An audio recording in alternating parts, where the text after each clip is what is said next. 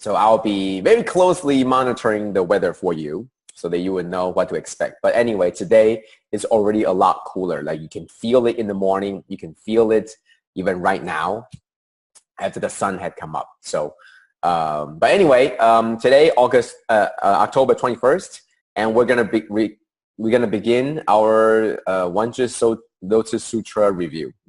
So not yesterday, I'm sorry, my mind is still adjusting to the weather. Previous week, the summary, we talked about why, and we talked about Master's love for the disciples. I remember vividly, and she had repeated in some other times when she mentioned that she had loved us before we even knew to love her, and I think that was something very, very important. And also we talked about the four wisdoms again, and this was something that was talked about this morning, turning consciousness into wisdom. And it's continuously the same topic. And I think these are words and these are concepts, but it's something that we have to experience for ourselves. And how do you experience for yourselves? So we talked about how do we actually were able to turn these consciousness into wisdom. And last week we talked about the story of George Chang, the CEO of the New York chapter, and how when he was battling his illness, his mind was actually taking him into a surreal world to him that it was completely real. And we talked about sometimes how do we turn consciousness into wisdom is by putting all the positive things, the things that we have learned through Dharma, the things that we have learned through cultivation, and we put them into our eighth consciousness, or what we call the storehouse of these thoughts. In some other layman terms, it could be called the subconsciousness. And so that when you are in no control of your body or even your thoughts, that comes out, that's stored in the eighth consciousness or the storehouse, comes out and play out in front of you the entirety of what you thought was real, because that's what you lived in. All the experiences that you have put into the eighth consciousness or the storehouse consciousness or your subconscious, when you are completely, when you are not in control or stressed, and that's when these things come out. So he was explaining how in his time when he was in the sort of semi-coma, that he thought he woke up and he thought that he was doing the things that he was doing after he wakes up from the surgery, when in fact he was in a sort of half coma or induced coma for much of the time. And so he explained and shared that while his body never left, his mind was already in all the places, and but all the places that he had been to were always about Tzu Chi, because that's what he was doing for much of his life. So when he wakes up, it was normal. I mean, in his mind, when he wakes up, it was normal for him to continue to do what he was doing every day. So this was something that we talked about, how to turn consciousness into wisdom, is that if we put all the positive things into the storehouse, into the subconsciousness, then in times of stress, in times when we need to react quickly, not by thinking hard, but react quickly, that's where your subconscious is going to come out. So that's something that we could try to do. So that was very quick about last week's review. This week's summary, we're going to talk about the rare of the rarest, and we're going to talk about cherish the Dharma. I think these are two of the things that we wanted to talk about,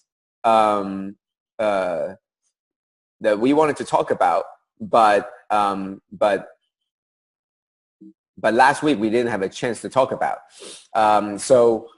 It's sort of the combination of the 2 weeks content to talk about the rare of the rarest and the cherish the Dharma. So today we're going to talk about first how rare what we're talking about, the rare of the rarest. And to begin, we're talking about, and there has been a lot of depiction of what these two are. And the literal translation is that you have the door, the door of the origin and the door of the footprint. These are the two different, in Chinese, that's what it's written. And in English literature, it's actually written in many different ways. There is the original aspect, the derivative aspect, or the path of the intrinsic, the path of the manifest. There are many different translations, and I wanted to get it down to that everybody know, or at least have an idea in that what they truly are and what they're supposed to mean. So now that we're into chapter 16. So the first chapter is the introductory chapter where it talks about the affinity and how it all started, the cause and the condition. And beginning with chapter 2. So the first chapter, chapter 1, was introductory. The beginning of the chapter 2 marks the beginning of the derivative aspect, or the door of the footprint, or the path of the intrinsic, the path of the manifest. For chapter 2 until chapter 14, all of these were talking about what the Buddha had experienced, that through the 80 years of his life and through his teachings, he was explaining through different ways, explaining how the suffering, and also the Dharma, and also how we're able to overcome, and from the 3 vehicles to the 1 vehicle, and how we should expand our horizon in order to receive the teaching. And beginning with chapter 15, and most notably chapter 16 right now, where we're in, it's the beginning with chapter 15, is the beginning of the original aspect, or the path of the intrinsic, or the door of the origin. It's talking about the age, the true lifespan of the Buddha is actually infinite. It's actually eternal. And all the things that we talked about before in the first 14 chapters were more for manifest, more for derivative, more for trying to explain to us in terms that we can understand. And now it's opening to the source and the origin and telling us it's actually more eternal than we think. Trying slowly, okay? It's always in the very set pace of slowly expanding the horizon, slowly. So if you remember from chapter 2, the chapter on the skillful means, when Shariputra was the first to be given the prediction for the future Buddhahood, and then eventually to chapter 5, where 6, where the 4 next disciples were given the prediction for the future Buddhahood. So from 1 to 4, and then to 500 disciples, to 2,000 disciples, and eventually to everybody, that opens up for everyone. Anyone that has heard and practiced any single verse in the sutra can all be granted the future prediction for future enlightenment and Buddhahood. Even those people like Devadatta, who has done horrible sins, are also possible. And even the sentient beings in the animal realms, or even at the time of the Buddha, women, female, that are sort of lower caste, but even those are all possible to be future Buddhas. So it's always slowly opening our horizon at a slowly time. So it's in a very paced time. So what that means is that the door is slowly opening, whether it's the door to the origin, the path of the intrinsic. It's always slowly opening. So at first it was talking about the Buddha in the form that we can understand. And now, beginning with chapter 16, is talking about the Buddha in terms of the eternal Buddha, the Buddha that was always there, that had never left. So that's what we wanted to talk about. Now, that's what I wanted to talk about here, to set the terminologies and the ideas straight so that we could understand and have a better understanding, a better connection, that we could be connected. Okay, so the next slide. Now, this is part of the rare of the rarest, because the Buddha says, and this is excerpt from the chapter 16. The Buddha says, monks, you should know that it is a rare thing to live at the time when one of the Buddhas appear in the world.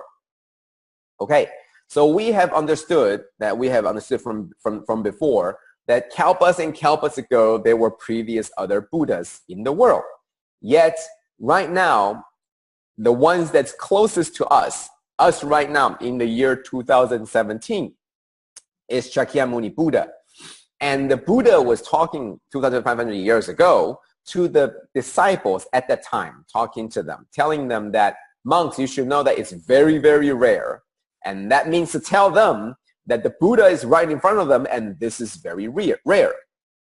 It's very real, and it's very rare that when one of the Buddhas appear in the world. How so? Let's move on to the next page. So, and the reason isn't because of, and the main reason is because the persons of shallow virtue may pass immeasurable hundreds, thousands, 10,000s, millions of kalpas, with some of them chancing to see a Buddha and others never seeing one at all. Okay, so this is the reason that some of the people, or most of the people with shallow virtues and shallow merits, that may elapse with a long time and not being able to see any Buddha. And in another word, the Buddha is telling everybody else that right now at this moment, you're seeing me and I'm Buddha, and therefore it's very rare. Please understand that. And however, as normal, ordinary beings, it is very, very difficult to see something and then you realize it is so rare. The rarity of something lies in the fact that you don't see them at all. Like, for example, seeing a great, the great whale, okay, the great blue whale. That's why you have to go on these trips, to go on these boats, to go chasing after whales, because they're very rare. And to see them, you have to pay. You have to take the extra mile, take the extra effort to see them. Okay, so these are the things that, as all of you already know, I mean, these are very common knowledge of what rare means. So, but it's really difficult for those people, for the followers and disciples who have seen the Buddha in front of them every day for their cultivation life, that there's a Buddha right there. So it's hard for them to understand. So the Buddha was trying to explain to everybody that the persons of shallow virtues would pass all these very, very, very long time and not being able to see the Buddha, or not even seeing them at all. And this is trying to tell you how rare it is. And this is what the beginning of the chapter was trying to say. But let's go through our world, our real life. So in our world, in our earth, right now the world population is somewhere between 7.6 billion people. That's with the B, 7.6 billion people. That's the current world population. And it could be fluctuating, and it's depending on when I get my figure from. But it's about there, plus or minus 10%. I don't know.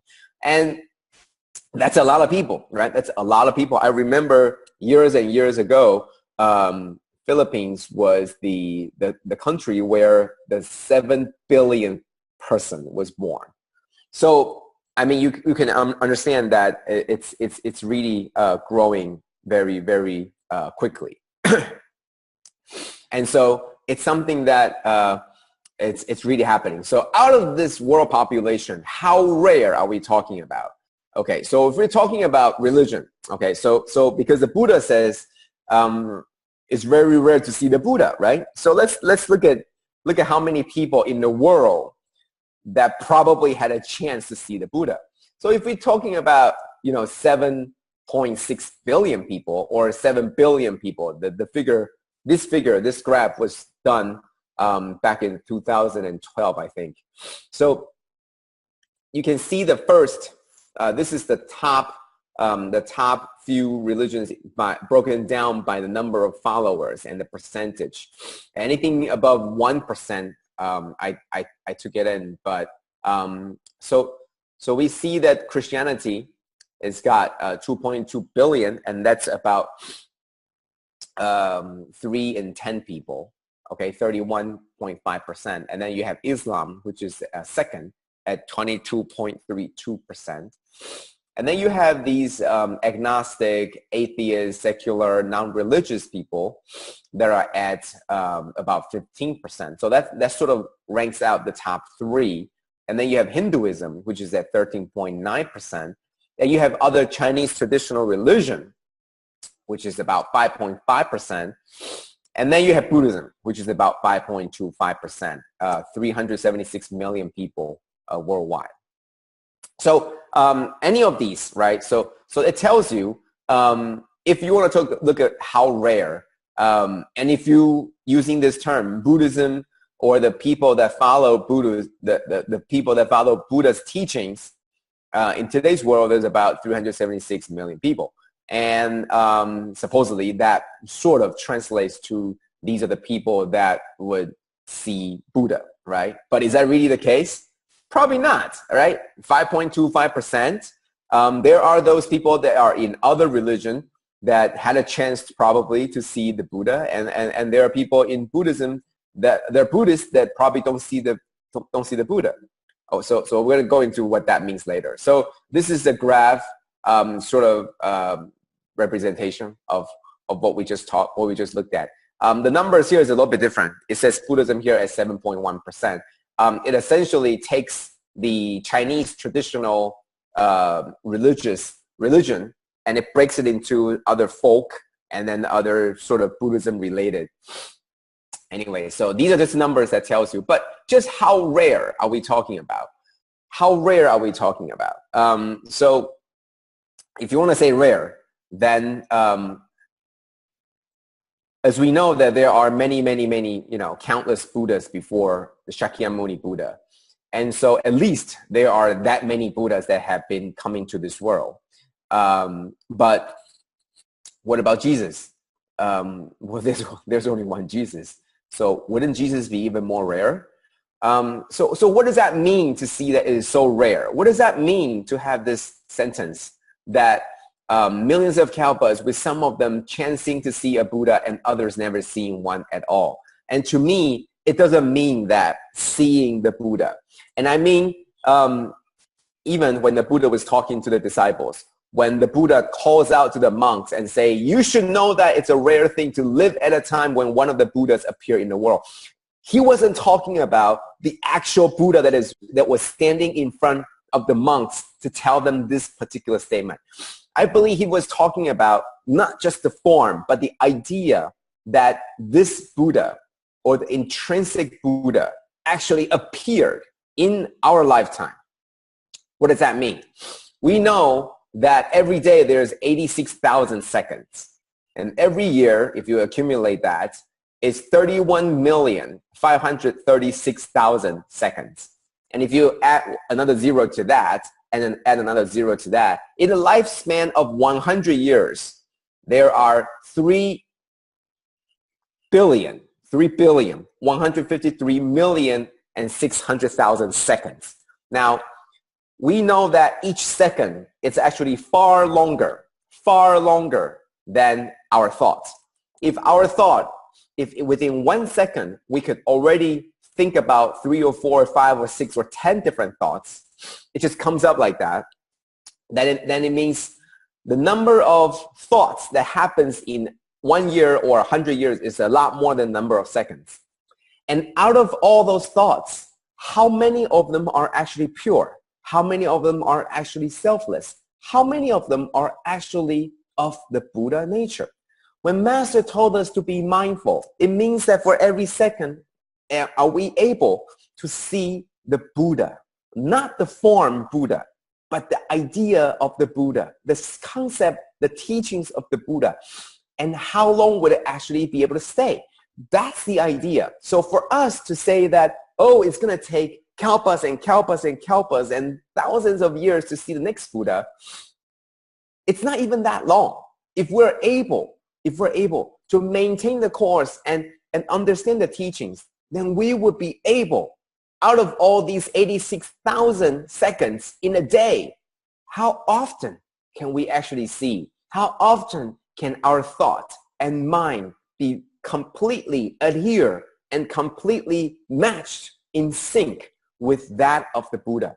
That's how often we can see the Buddha. And that even that is hard, and even that is rare. So that's why, how often do we see the Buddha? It's not how often every time I pass by Jing Tang and see the statue of the universally enlightened Buddha and said, oh, I see the Buddha there. No. And it's not the actual Buddha, the Shakyamuni Buddha that was standing in front of us. It's how often do we find the Buddha within ourselves?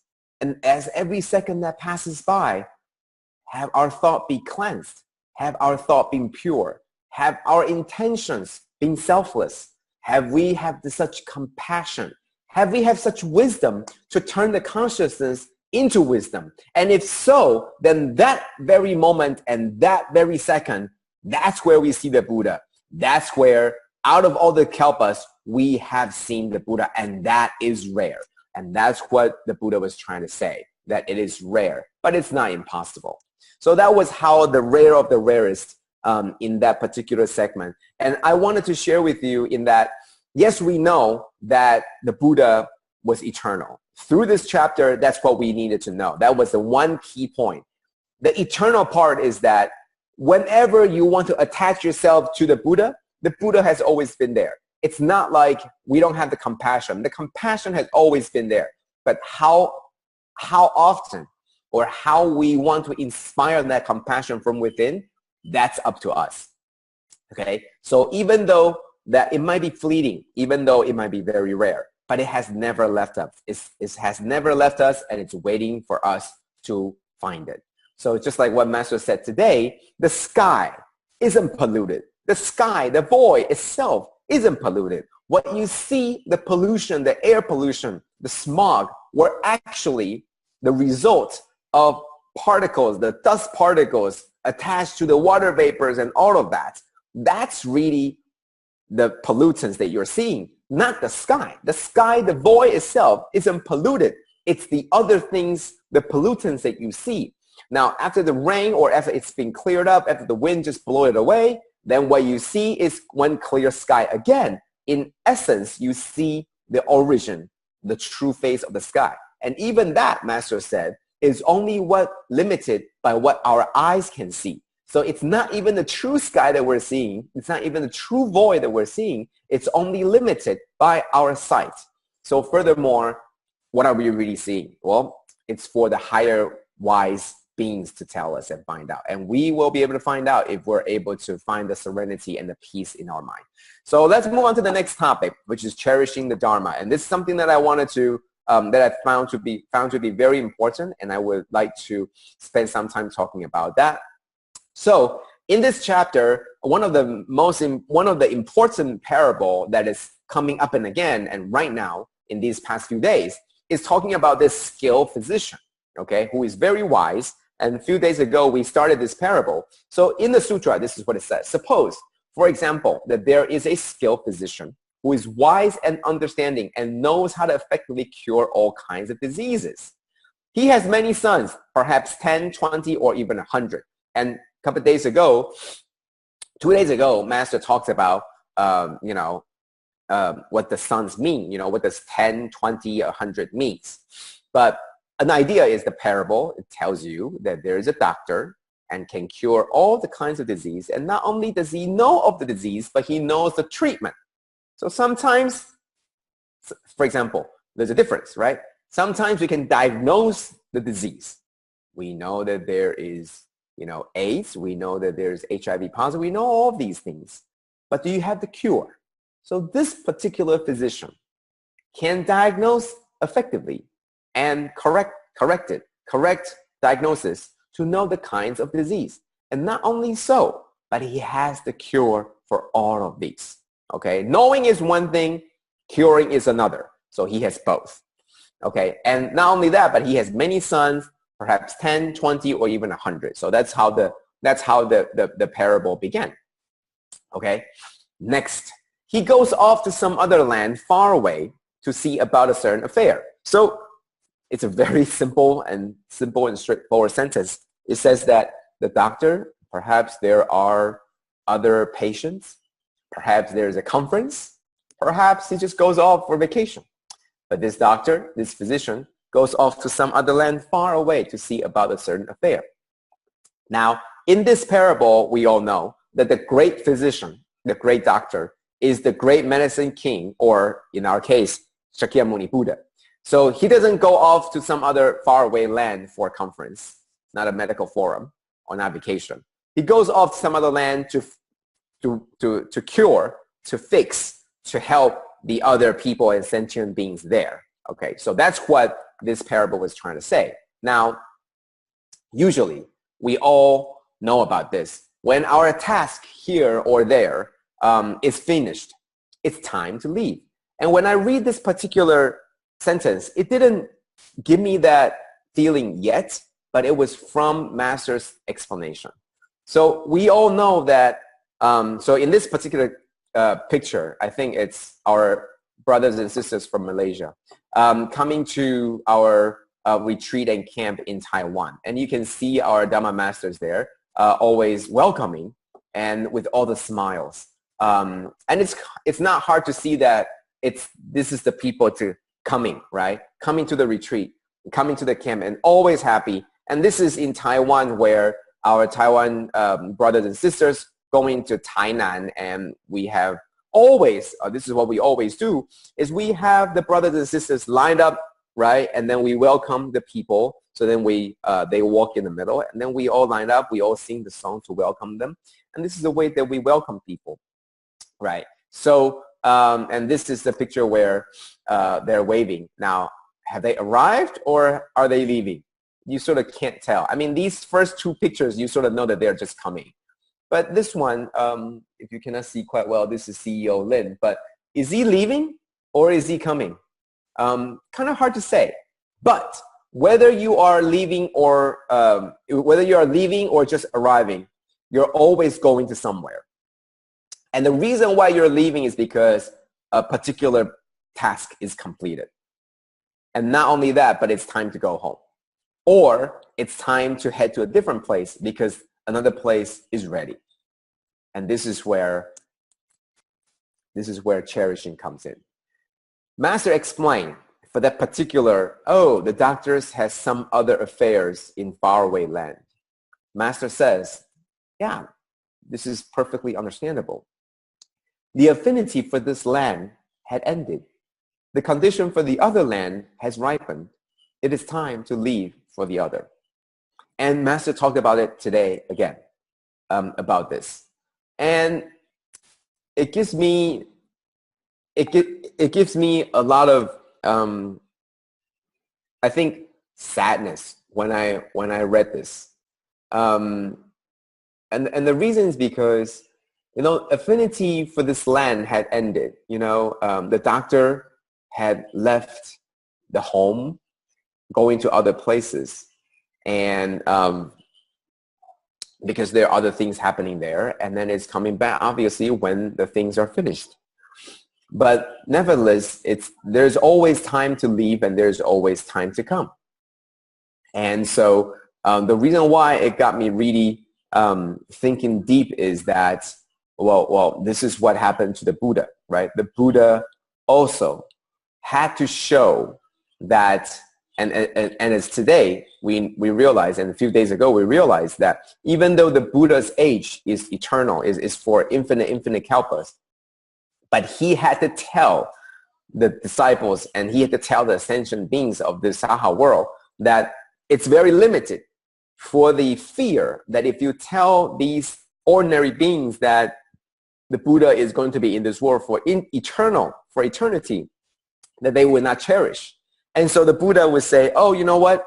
It's very limited. And if it's very rare to see me, and if you don't cherish it, I'm going to be gone, and it's going to be thousands and thousands of kalpas before I come back.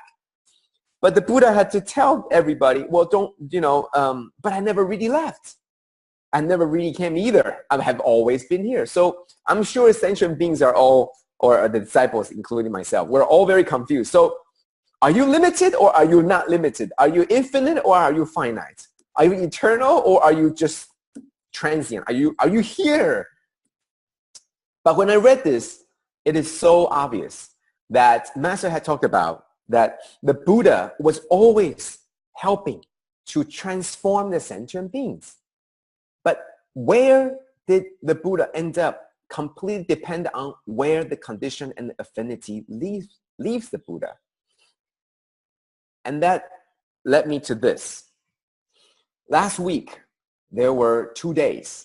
There were 2 days that the rain was so loud that our master, for the first day, she couldn't speak what she wanted to say. So the first half of the first day, master was able to begin talking. And then the second half, it was so loud that she had to abandon what she had prepared and go on the tangent to talk about some of the stories. Now, the next day, she prepared all her notes, she prepared all the writings, and she even prepared to come out. But the rain was so loud that she just thought there was no condition. And you know what she did say? She told us that she thought to herself, why? She had made the great vow to finish the Lotus Sutra. So she had made sure that she would not let go of any moment, any chance that she has to expound the Lotus Sutra. So for those 2 days, she was completely ready, she was willing, and she had prepared all of that. Yet, the condition wasn't there. The affinity wasn't there. The rain was so loud that it disallowed her to do what she wanted to do, which was to expound the sutra. And she asked herself, why? And I think I have the answer. Master never said why to all of us. But I think it was because the disciples. Do we have the intention? Do we have the sincerity, the respect for the Dharma, for the Sutra, that we are here to pursue the teachings, that we are here to be willing and so willing to learn? Or are we just here, just like the semblance, you have the statue and you pray to it, but you don't know the teachings and you don't know why, but you show the respect. Are you like that, or are we in the age of the right Dharma, or are we in the age of semblance Dharma, that we're just following through with all the motions? Yes, come here at 5:20, sit here, quiet for an hour, wait until Master says, let us all be mindful, and then stand up and go about our business. Or are we going to be here with sincerity and truly trying to learn and understand the teachings and try to apply that in our lives? And if we are more on the former, which is the semblance, then the conditions is not right. Then Master would feel that she had done all that she can do. And what would she do? When the conditions is no longer right, when the affinity has ended, then obviously the Buddha, or in our mind, our Master, is going to leave for the other world. And so it's not enough that we chant or we say at the end of every day that says, let us wish that the Master can always live in the world. We know that that's against the law of nature. But how do we truly make sure that the Master can stay and live in the world for a long, long time? It's not through our words that we say, but through our sincerity and through our true intention of willingness to learn the Dharma. So for those 2 days, even though the person with the Dharma is trying to tell us something, if the disciples are not willing to listen, or it's not enough to listen, then the condition will not be right. And when the condition has ended, when the affinity has ended, and another place the condition is ready, then what we have today and what we have today will not be here tomorrow, because our master would have left for the other world, where the other world, the condition has already ripened because the task is completed. And master said the other day in the morning Dharma talk that you can only do so much. For those people that we don't see eye to eye with, for those people that we don't agree with, we have to use compassion and love to accommodate them. For those people that constantly break the rules, let us accommodate them and be understanding and tell them and guide them. And if they do not listen and they continue to do their ways to hurt themselves and to hurt other people, then what we can do? Nothing we can do.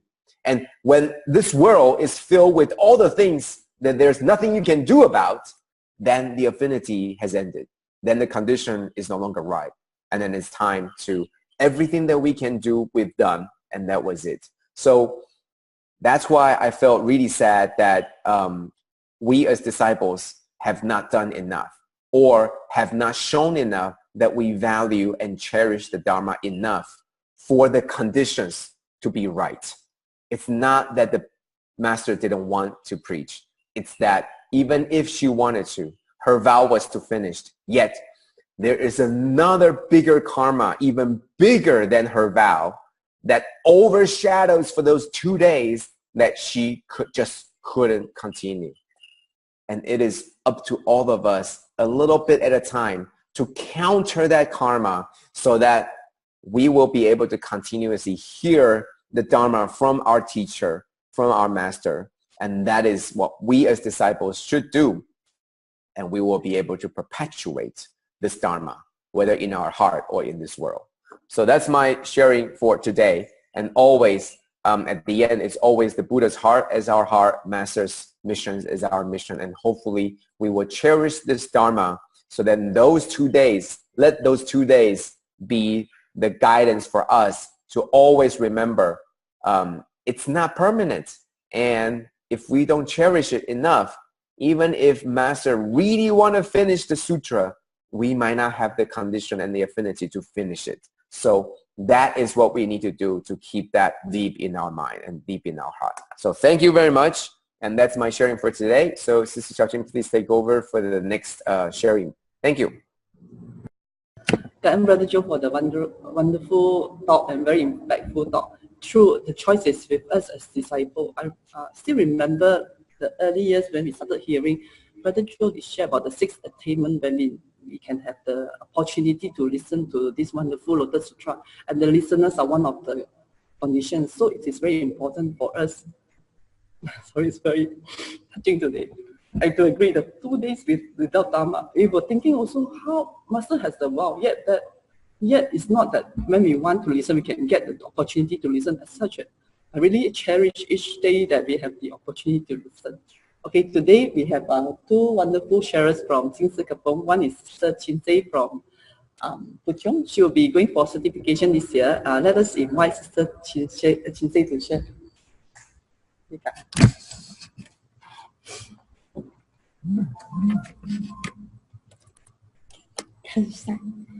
Good morning, Master, brothers and sisters.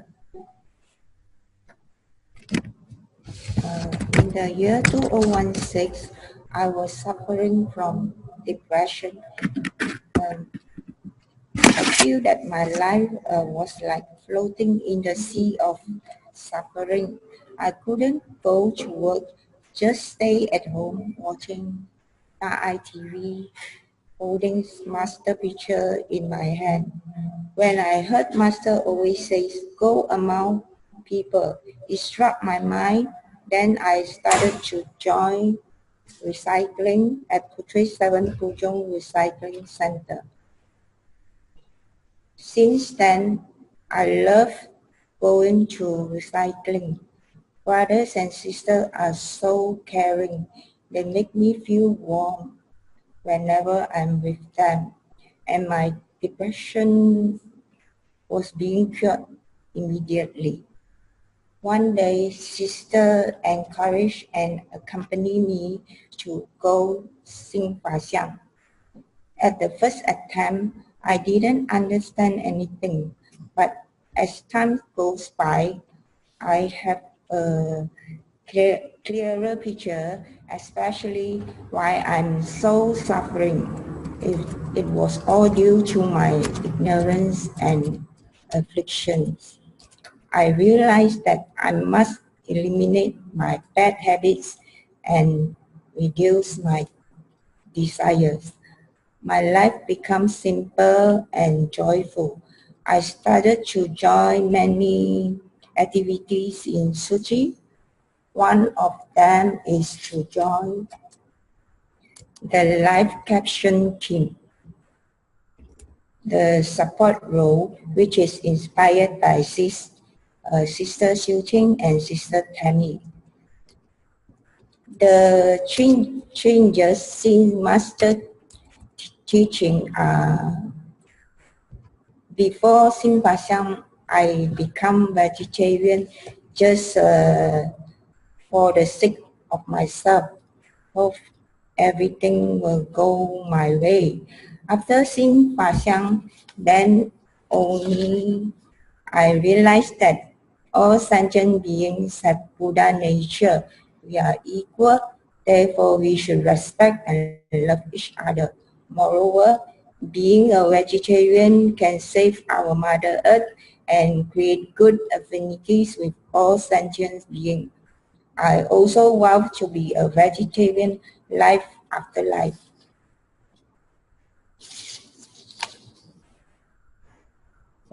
Before Simpasang, I was a hot-tempered person. Got angry easily, especially in my workplace. Every morning when I went to work, I was sure to scold one of my colleagues. My colleagues are the victims of my temperamental mood. I always put the blame on others and never reflect on myself. After Simpasang, I feel that I must repent and reflect on myself and must grateful, respect, and love everyone, because we bump into each other is because of karmic condition of many lifetimes, and I should cherish it.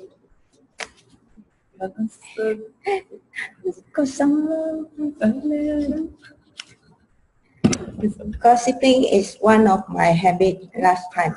I didn't realize that gossiping behind people will create bad karma. After Simpasang, I realized that I must be mindful with every word I say, every move and step I make, and every thought is in good thought.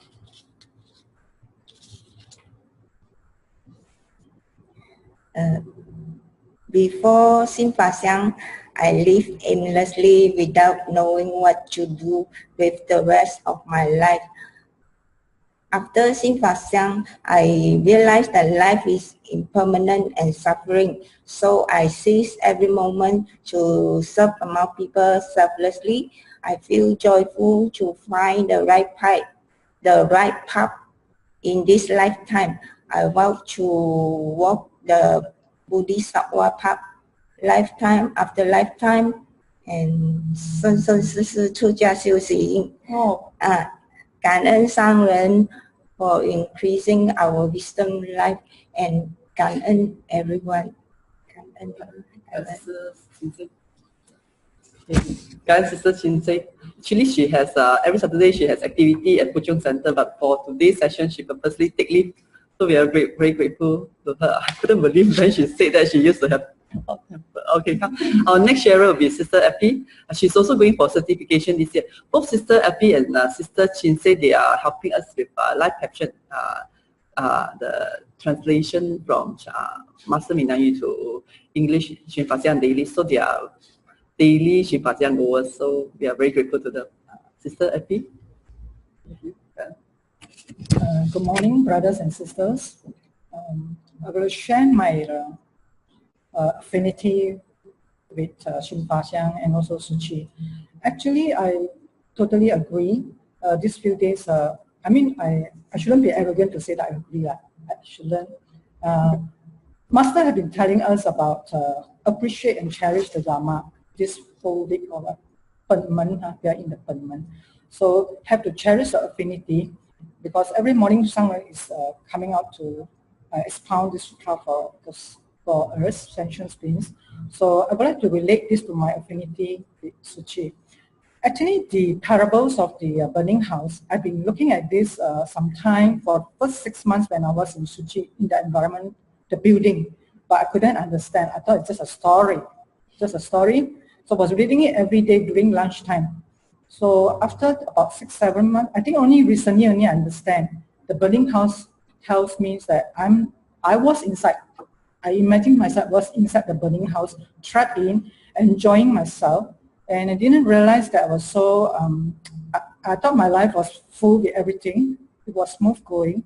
So until I stumbled into Suchi, and with the encouragement of all the sisters, they asked me to attend a morning Dharma talk, something like at 5:20. I never know that this Dharma, attending this Dharma talk at 5:20 can transform my life so much. It really gives me a different perspective. With this affinity, I now understand that I have to cherish it. And not only listen to the Dharma, Shinfaxiang, because Master been asking us, we sit in front of her, the screen, and we listen. Do we understand? I mean, I ask myself, do I understand? At times, I may not understand.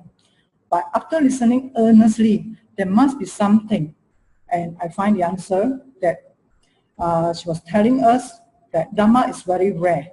So Dharma is rare. I have to cherish it to the extent that I have to practice it out, because only by experiencing it, then only the Dharma will be retained in my eight consciousness. That's what I learned during the Shinfaxiang, and very grateful that I have this platform, able to attend this 5:20 a.m. Shinfaxiang, because not everybody have the opportunity or the affinity with Dharma or with the Sutra or with Master. Example of the 30,000 people in the city, where there are 90,000, 30% only able to see the Buddha and able to listen to the Dharma. And there are 30,000 who are unable, or they heard the Dharma but unable to see, they saw the Buddha but unable to hear the Dharma. There are another 30,000 who have never seen the Dharma, never seen the Buddha, or never hear the Dharma. So I reckon that I was one of them in the third category in the beginning of my days in Suchi. I've never heard the Dharma and never know about Master also. So after listening all this, attending this Shinfaxiang, how it transformed my life. For example, I have been very reserved, a person, I've been a reserved person. So very unkind words towards me, like not fair to me, I would just keep quiet, will not respond. But after a series here during lately this Shinfaxiang, I learned that how to cross over. Like I've been doing volunteer work in Suchi. So my volunteer work is those like involve like very simple, but yet it gave me afflictions, because I have my own method of doing, but I have to follow another person's method. So how do I overcome all this? For example, counting coins. Only yesterday I come across counting coins, and the coins were all black, very black and dirty and fungus and cannot be seen at all. Usually during my first time in 2016, I did the same job, counting coins. At that point of time, I was full of anger. And I was telling how come people can give this kind of coins to us or to Suchi. I was mumbling, grumbling as I was doing it. And this is not correct according to the joyful practices, where we have to take care of our mouth, our body, our speech and action, and wow. But yesterday I come across this. Is it an affinity? Yes, I believe it's an affinity. I come across this thing. It's even worse than the first time that I did before. And you know what I did? Every coin I separated and I filtered it. I say some words to it. Thank you, so and so. I do not know who you are, that you have contributed this coin. Doesn't matter. So I separated it. As I was doing all this silent in communication with these coins, this task, I feel peace. I say your coins will go as far as to Syria to help those refugees, to whoever, wherever is needed. So that has transformed me. How could I become like this? Thankfully, it's because of Xin Fa Xiang. That's another area of transformation in me, that I can transform very fast, change very fast if there's an ad hoc activity. Before that, I will be very, very uncomfortable if you slot in something in between for my scheduled day job. But after joining, being involved in such activities, because I can change it due to the learning curve, the learning process from all the brothers and sisters, I was observing it. So what Master was preaching the other day, I've been emphasizing for quite a month, the four wisdom, turn our consciousness into wisdom. So was in the beginning I couldn't understand, but luckily with Brother Joe's the English version, the platform, able to supplement my understanding further. So actually it's so real, it's so real that all these are through observation. Just put a little bit of mindfulness into it. Before that, when I couldn't understand what is mindfulness. I'm English educated. Mindfulness, yes, we understand. But do I really understand mindfulness?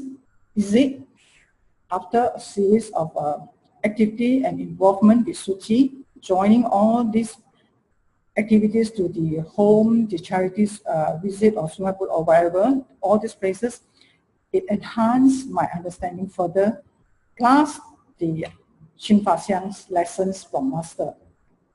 So I really appreciate the Xin Fa Xiang, and I love Xin Fa Xiang, to be very honest. I love Xin Fa Xiang, and I couldn't understand why 2 years ago when people asked me to come, I was so reluctant. I never regret the decision. Maybe this is the affinity. What Master is saying is an affinity, a very rare affinity. So appreciate and cherish it. Like when we listen to the Dharma or the Sutra, we have to listen with the true Dharma. I always think that I come from a very small vehicle. That means I thought it's enough, selfish. I know it's enough already. So I had this thought before. So I said I can move on to do other things in life to enjoy. But now, little do I know, as I continue, because in the morning I come, then I learn new things from the Xin Fa Xiang, is that small vehicle, medium vehicle is not enough, because I kept it to myself. What Master wants us to do is to go into society, go into our community, to contribute, to know, to apply what we have listened, understand the Dharma, the Sutra, apply it in our community, then only can experience what is suffering, the Four Noble Path. Before that, if anyone can tell me you're suffering or what, I cannot feel it, I could not understand. But 2 years of Xin Fa Xiang, because I started Xin Fa Xiang in 2016 until now, led me to a very comprehensive understanding. What is suffering? Where it comes from? It's all come from the mind. Like what this morning Master was saying, where our heart, where our mind is formless, where do we go? So it's all embedded in our mind, how we want to lead a better life. And not only that, according to Master or the Xin Fa Xiang that I have listened, true Dharma, the ultimate vehicle Dharma, is to benefit others, not benefit ourselves. Before that, I'm always at the stage of small vehicle and limited, or the medium. I always think that keep it to myself. Nobody knows, it's okay already. I thought like that. It's so selfish. But I have now been transformed. I always will say a word or two for whatever sutra that I gather from the morning to anyone that I meet. The person may give me a different look. I do not, it doesn't bother me, as long as I have spoken what I want to speak to that person. It's up to he or she to accept. As what the Master said, Dharma is everywhere. I was so shocked, Dharma is everywhere. Actually, Dharma is experiencing, applying it. And I've been doing all this every day. And suddenly I realized that it becomes so natural. Very natural. It comes like you don't feel any anger, you don't feel anything, but you are willingly to adapt to others and moreover to show them, to lead them. Because what is what Master wants. We have to inspire more and more good people, do more and more good things, so that to lessen or reduce the collective bad karma, like what is happening in the month of September in other countries like in Mexico, in US, the fire, the flood, the hurricanes and all that all comes in why? Collective karma. So I was thinking I was wrong initially, keeping to myself at a small vehicle level without sharing it, the good things with others, is not correct. It's very limited. So I'm also one of them that contribute to collective bad karma also. Like what Master says, now we're entering the chapter 16, 报身, 应身, 法身. I cannot choose where I want to be born to if I keep on accumulating bad karma. I may be in another country where, like a foreign country like US, why all of a sudden there are a series of disaster happening. Then again, I was thinking sometimes we choose to be like, take a break.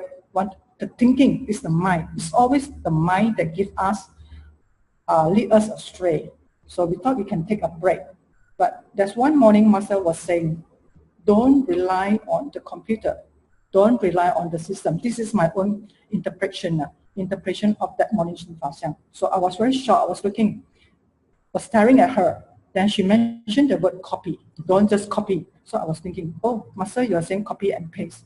So easy. We always use a thumb drive to save. Now that we have access in English, all the Sutra. So I thought, oh, Master, you're so smart. Why? You also know that I am doing that. Copy and paste, so easy, and then don't even really keep aside. So Master was telling us that don't, because one day, like suddenly something happened, it will disrupt. There's no power supply. Disaster happened. Your homes are washed away. All these are impermanent. So where are you going to get back that sutra that you have not attended? Like, how do you going to retrieve the data from the soft copy if disaster happened like this? So what Master is telling us that we have to retain it in our consciousness, attend the Shinfa live every day, appreciate, and then apply it immediately. It will be much more better than relying on a computer. Before that, I was thinking there was no English platform for Shinfa, right? You don't understand. For me, I don't understand much about it, maybe about 10%.